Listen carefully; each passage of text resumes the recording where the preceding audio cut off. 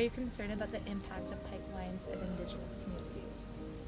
Yeah, I am. There's many sides to the issue that I think you need to take into account. I'm from Alberta, and I am concerned about the impacts on Indigenous communities, though the decisions around pipelines in Indigenous communities, as we all know, are not uniform, and there are communities that are for and communities that are against. I think that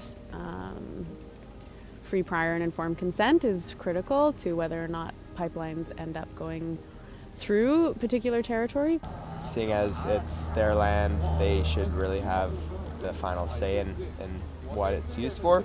And it doesn't matter if one of the groups or bands or nations decides that it's right for them, because it has to go through a lot of land and it should be agreed upon by all the nations. Like, the government of Canada kind of claims to have a good relationship with Indigenous groups, but it just seems like they're just doing that for show.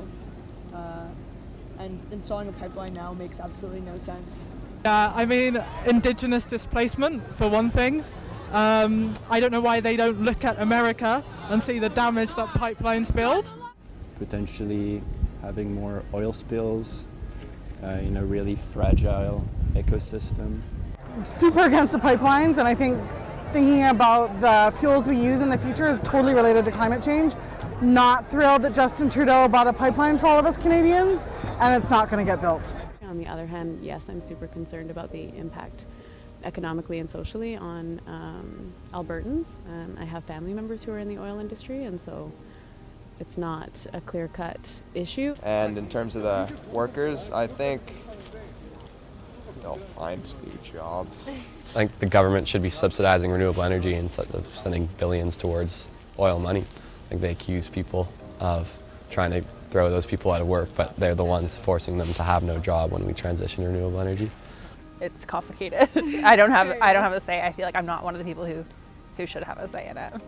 The Liberal government made the decision to purchase the pipeline, and a lot of people on the face of it look at that and say, how could a government committed to climate do this? And I think the response to this is, we have an opportunity to use a short-term series. We have the opportunity to really look at how we transition the economy as countries like Norway have done, and transitioning that economy is expensive and there is cost associated with it. We are taking steps to ensure that the royalties that come out of the pipeline allows us to transition the economy, allows us to transition workers who are affected by this, and allow us to support new innovation and making sure once that transition does occur that we are the greenest economy in the world.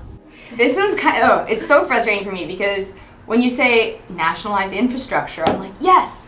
And then when you say nationalize fossil fuel infrastructure and keep it running, I'm like, no, big no. I think we need to be working on scaling down fossil fuel infrastructure at quite a dramatic pace if we want to make our targets by 2030, 2035, and 2050.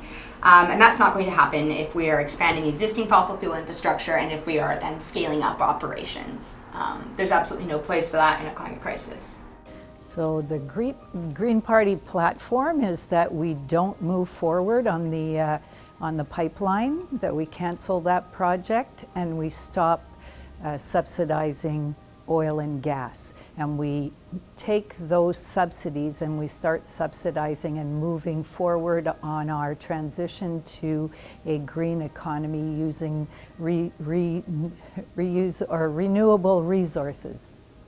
So like every other nation, there's a disagreement with the First Nations, but certainly me living on the Coast Salish peoples are definitely not for the pipeline, nor are a lot of Vancouverites, especially in my riding. So it's very important that we work with the Albertans to transition. Yeah, so I think there are Indigenous communities that have been supportive of the pipeline and Indigenous communities that continue to have concerns about the pipeline. Part of the way this country runs, and I think what is amazing about Canada is that all of our voices are heard, that there are processes, and if people are concerned, there are the courts, and we use those opportunities to make sure that we come out at the right decision at the end of the day. And sometimes the decisions we make aren't going to make everyone happy, but they are going to be decisions that are reached through due process and reached in a way that at least that are fair and responsible.